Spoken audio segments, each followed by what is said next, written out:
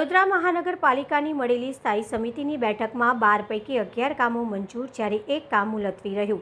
વડોદરા મહાનગરપાલિકામાં સ્થાયી સમિતિની બેઠક મળી હતી. ચેરમેનના અધ્યક્ષસ્થાને મળેલી બેઠકમાં 12 જેટલા કામો પર ચર્ચા કરવામાં આવી હતી. જે બેઠકમાં 12 પૈકી 11 કામ મંજૂર જ્યારે એક કામ મુલતવી રહ્યું હતું. કામોમાં જમીન મિલકત શાખા, સયાજીબાગ તેમજ બિલ્ડિંગ પ્રોજેક્ટના કામો પર ચર્ચા કરવામાં આવી હતી. પાર્ક્સ એન્ડ ગાર્ડન શાખા, પાણી પુરવઠા શાખા તેમજ રિપ્લાઇટ વિભાગના કામોનો સમાવેશ થાય છે.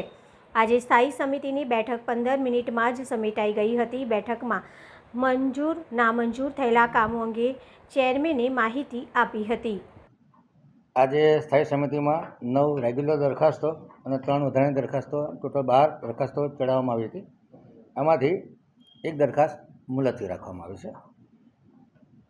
કામગીરીની વાત કરીએ તો ગુજરાત મકાન અને અન્ય બાંધકામ શ્રમયોગી કલ્યાણ બોર્ડ દ્વારા વડોદરા કોર્પોરેશન પાસે શ્રમયોગીઓને રહેવા માટે પ્રી ફેબ્રિકેટેડ આવાસો બનાવવા તથા એમના જમવાની વ્યવસ્થા માટે 10 જેટલા પ્લોટો ₹1 ટોકન ભાડાથી એક્સટેન્ડેબલ રીતે 2 વર્ષ માટે માગવામાં આવેલા છે. જે કામને મંજૂર કરવામાં આવ્યું છે, જેથી કરીને વડોદરામાં જે શ્રમયોગીઓ દ્વારા રોડ પર ઊંઘી જવું કે અન્ય પ્લોટો પર દબાણ થતા હોય છે એ ન થાય એ આશયથી આ કામને મંજૂર કરવામાં આવ્યું છે.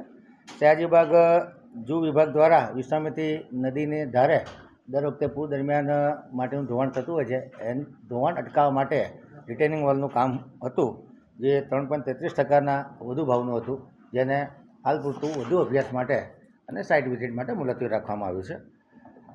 આજવા સફારી પાર્ક વિકસાવવા માટે ત્યાં 5500 મીટરની કમ્પાઉન્ડ વોલ, આકર્ષક ગેટ અને કોમન ટોયલેટ બાથરૂમ બનાવવાના કામગીરીને 3.78% વધુ ભાવ ₹9,41,00,000 કામને મંજૂરી આપવામાં આવી છે. બિલ્ડિંગ પ્રોજેક્ટ શાખા દ્વારા જે અલગ અલગ કામો ચાલે છે એના પ્લાનિંગ માટે, સ્ટ્રક્ચરલ ડિઝાઇન માટે અને સુપરવિઝન માટે આઉટસોર્સિંગથી કન્સલ્ટન્ટની નિમણૂક કરવાની હતી. જે અલગ અલગ કેટેગરીમાં કેટેગરી 10 લાખથી 1 કરોડ 2.65% કન્સલ્ટેશન ચાર્જ મંજૂર કરવામાં આવે છે. એવી રીતે કેટેગરી બી માટે 1 કરોડથી વધુના કામો માટે 1 કરોડથી 5 કરોડ સુધી 2.65 અને 5 કરોડથી વધુના કામ માટે 2.65% કન્સલ્ટેશન ચાર્જ આપવાની કામગીરીને મંજૂરી આપવામાં આવી છે. દક્ષિણ ઝોનમાં જાંબુઆ લેન્ડફિલ સાઇટ ખાતે જે આરસીસી રોડ બનાવવાનું કામ હતું, 5% ઓછા ભાવે 3 કરોડ 9 લાખના કામને મંજૂરી આપવામાં આવી છે.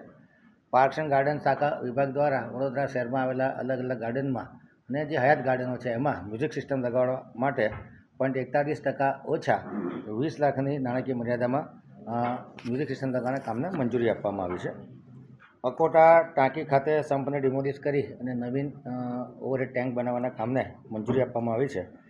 જે અત્યારે 13.50 MLDની ઓવરહેડ ટેન્ક હતી, જેની ક્ષમતા વધારી અને 30 MLD કરવામાં આવશે. અને હયાત 54 MLDના જે સંપ હતા એ વધારીને 78 MLDના સંપ કરવામાં આવશે.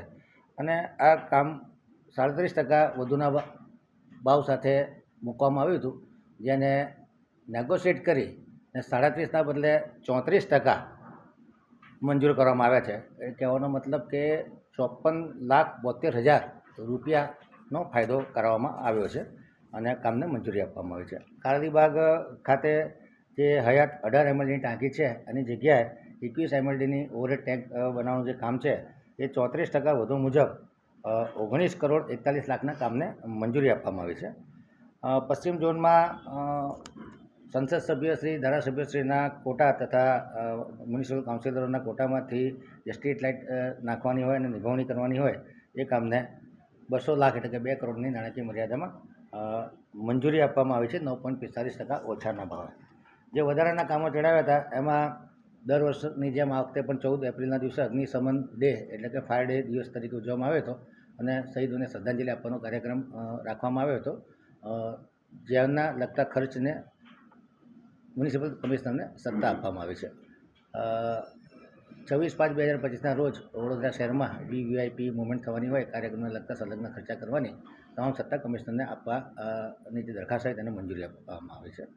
અને એડવાન્સ વેરા પ્રોત્સાહક રિબેટ વળતર યોજના, જેની એક્સટેન્શનની દરખાસ્ત હતી એ જે 23/5/25ના રોજ પૂરી થતી હતી એને એક્સટેન્શન કરી અને 15/6/2025 સુધી લંબાવવાની જે દરખાસ્ત હતી એને મંજૂરી આપવામાં